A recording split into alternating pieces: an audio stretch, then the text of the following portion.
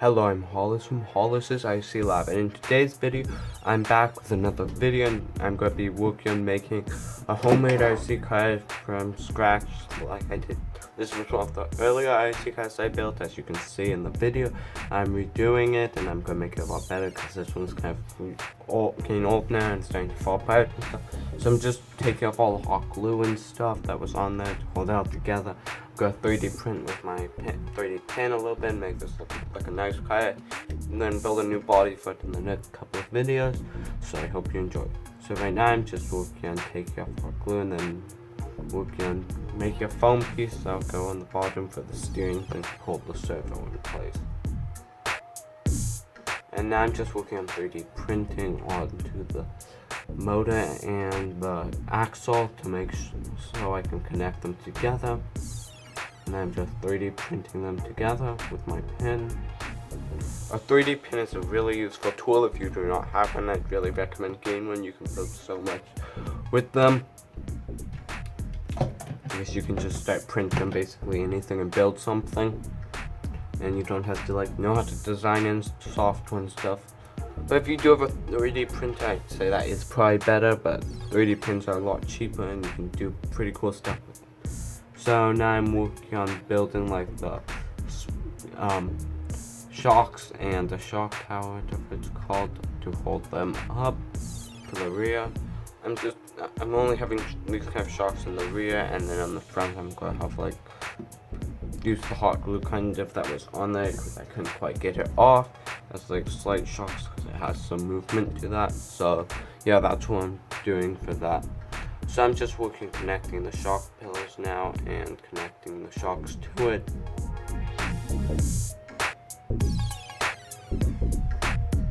And now I've basically finished up the back piece, so I'm working on the front axle. And I'm just working on taking off all the glue and excess foam that I no longer need.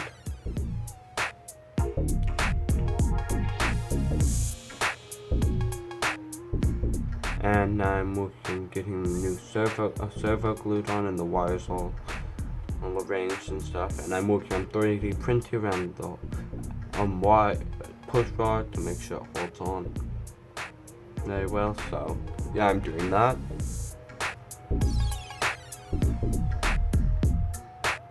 And then I'm doing it on the other side too.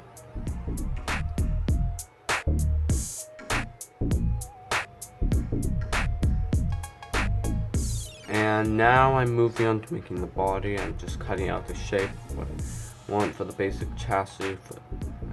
I don't know why I said body just a minute ago. This is the chassis. I'm not building a body for it in this video. So I'm working on building the chassis, and then I'm gluing the rear axle and front axle to them. Then I'm gluing on an old ESC that I had, not an ESC, a servo electric thingy that I built that functions as an ESC. Well, not really as an ESC, because an ESC is an electric speed control that just turns it on and off basically.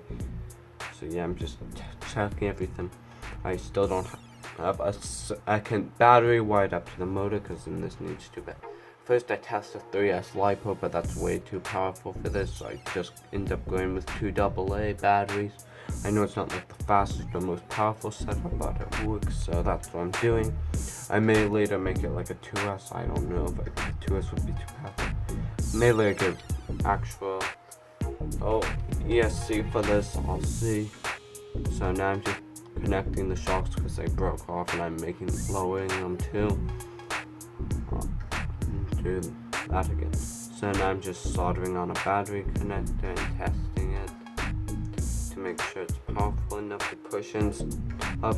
So now I'm wiring up an on and off switch, so I can just have that power on and off, and soldering that all up.